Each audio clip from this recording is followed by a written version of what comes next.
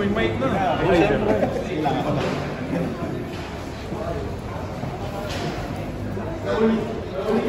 Hoy, Mangkol! Yan, no? Wala to, ha? Ako nga makikiba nato eh. Tama na yung Christmas ang pinuhin.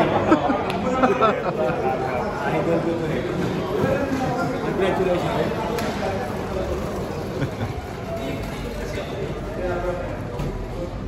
Pin, big win against Ginebra. Yeah, big win. Ganda nung laro today.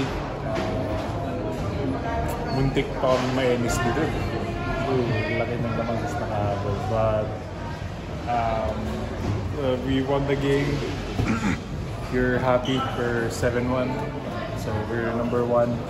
Sure na ba sa quarters at least? No? Or at least siguro. Sana. So yung isang one step closer kumbaga dun sa first goal namin this conference, which is to reach the playoffs. So we'll try to win more this and malaking boost sa amin to beating Ginebra, as we all know. So Ginebra is a great team coached by a great coach, probably the greatest, and it's a moral booster for us. Especially haba ng pahinga namin. December 20 yung last game namin. So we've been hindi namin talaga alam ano i-expect namin in this game. We just did our best. Sabi si Coach Bonnie kanina na parang ikaw daw yung sabi mo huwag tayong mag-long break, parang ganun ata na mag-start. Yeah. Bakit ganun yung Well, I told the coaches ang plano dapat namin is the whole from December 20 balikan ng January 2. I told the guys na that 10-day break medyo mabigat yun eh. Kumbaga, we're still in the middle of the season, diba?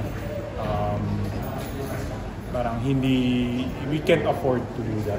So I asked the coaches, I asked the guys also na konting sacrifice. Kasi this is our job.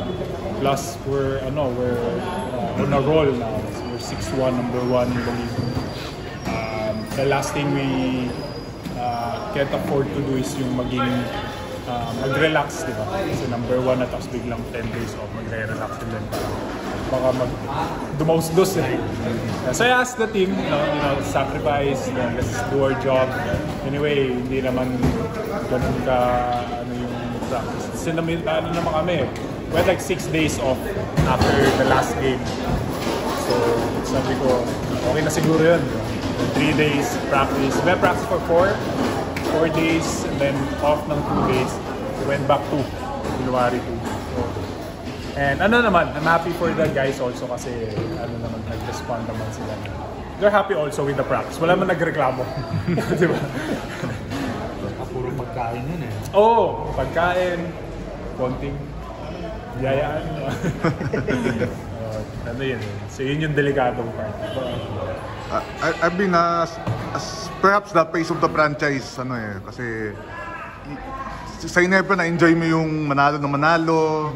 So gano'n ka pakiramdam na ngayon, na-enjoy mo ngayon sa Northport na you're getting wins on top of the standings? Very happy, di ba? Kasi yun yung fruit of the labor, kumbaga. We're all about winning naman, all of us. So, feeling that again, being number 1. Magaganda yung mga nilalaro namin. It feels great for now. But of course, hindi pa naman tapos eh. Like I always say, we can only celebrate until 12 midnight. The next day, ibang trabaho na yun. Ibang araw na we look forward na to the next game. We're 7-1 now, but we can try. But nag-championship naman. Wala naman nananalo sa elimination. Wala nag-champion sa elimination. Sa number 2 ka ata sa BPC. Ano magsasabi mo na parang nakakasabay ka kay Junmar when it comes to statistics? And yung chance mo na mapanalunan din. Chamba lang ito.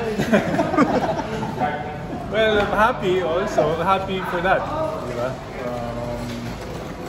Dahil, well, first of all, the reason naman is nananalo kami. So mas nare-recognize.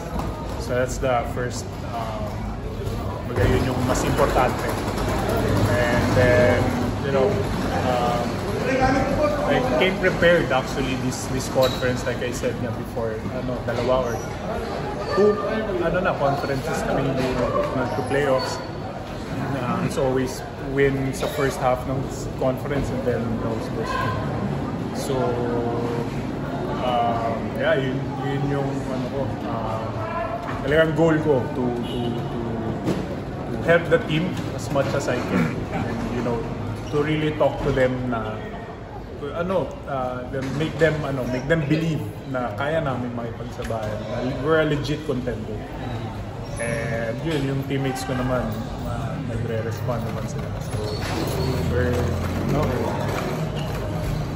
Parang gano'n lang kasarap na talunin yung dati mong team na... first time ko matalo yung Ginebra. Masaya naman, of course.